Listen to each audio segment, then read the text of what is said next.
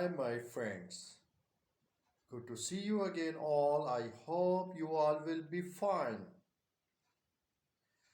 And for all of you, I pray that God fulfill your all dreams and give you lots of happiness. And my dear friends, every time I try my best to give you all latest news. Therefore, you are requested to sit tight on your seats and enjoy the latest news updates. Thanks, take care.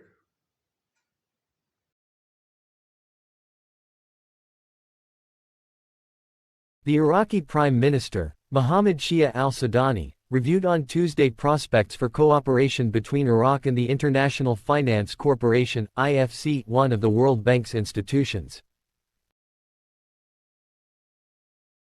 Al-Sudani received a delegation from the IFC, headed by the IFC's Vice President for Middle East Affairs, Hala Sheikh Ruhu, where he emphasized that the Iraqi government is continuing with economic reforms and measures to improve the investment climate, according to a statement released by the Prime Minister's office (PMO).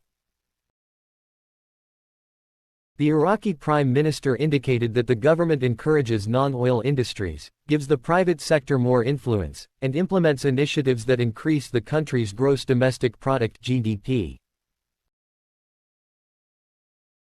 Al-Sudani urged the IFC to establish a training center in Iraq that focuses on developing banking operations, preparing project economic models, and supporting the private sector in Iraq's building materials industry, given the growing need brought about by the advancement of new city projects. The Prime Minister highlighted the importance of supporting projects related to the Development Road project and completing the plans prepared for the renovation of Baghdad International Airport. Ruhu affirmed the IFC's eagerness to cooperate with Iraq in different sectors, lauding the role of the Iraqi government in expanding reforms and adopting plans that reduce carbon emissions. According to the IFC official, the organization is aiming to assist sustainable development, accelerate the development of Iraq's diverse economic sectors, and finish the renovation and expansion plans of Baghdad International Airport. And the Iraqi ambassador to the United States, Nazar al-Khairallah, discussed the measures taken against Iraqi banks. The Iraqi embassy in Washington mentioned in a statement that al-Khairallah met with the U.S. Department of the Treasury's Under-Secretary for Terrorism and Financial Intelligence, Brian Nelson, to discuss the measures that were taken against Iraqi banks and their effects on the growth of the banking sector and government economic reforms, the Iraqi news agency INA reported. The Iraqi official also met with the U.S. Assistant Secretary of State for Energy Resources, Jeffrey Pyatt, where they reviewed strategies to strengthen bilateral relations between Iraq and the United States, focusing on ways to attract U.S. energy companies to invest in the Iraqi market and take advantage of flared gas.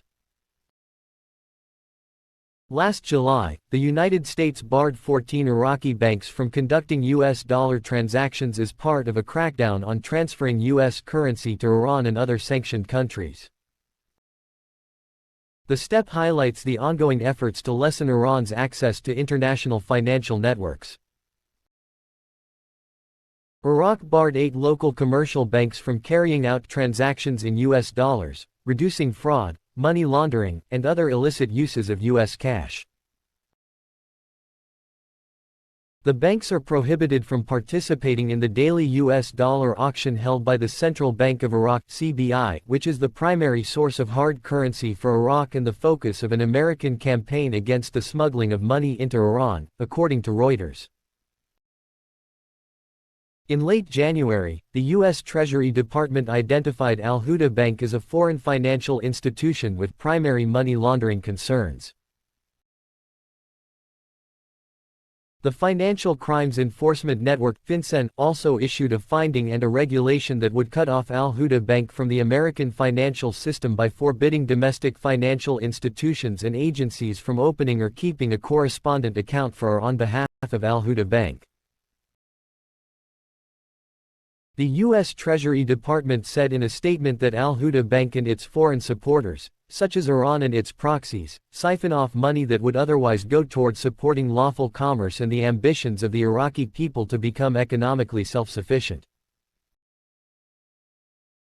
Nelson said that Iraq has made significant progress in rooting out illicit activity from its financial system, but unscrupulous actors continue to seek to take advantage of the Iraqi economy to raise and move money for illicit activity. And Deputy Minister of Trade Sattar al-Jabiri considered Iraq's accession to the World Trade Organization imminent, while the current federal government affirmed its commitment to achieving self-sufficiency and reducing reliance on imports. These remarks were made during a panel discussion on the sidelines of the 7th session of Al-Rafidain Conference 2024 Baghdad, under the theme, Humanizing the Global Economy. Al-Jabiri stated during the discussion that, the government's approach is based on a strategy of keeping pace with developments in the global economy. He noted that, the government has signed bilateral memorandums of understanding in the field of trade and economics. He emphasized that, Iraq is seeking to join the World Trade Organization, and this matter is now close at hand. The Iraqi government official also addressed the issue of imports and exports, stating that, there is no trade balance between exported and imported goods.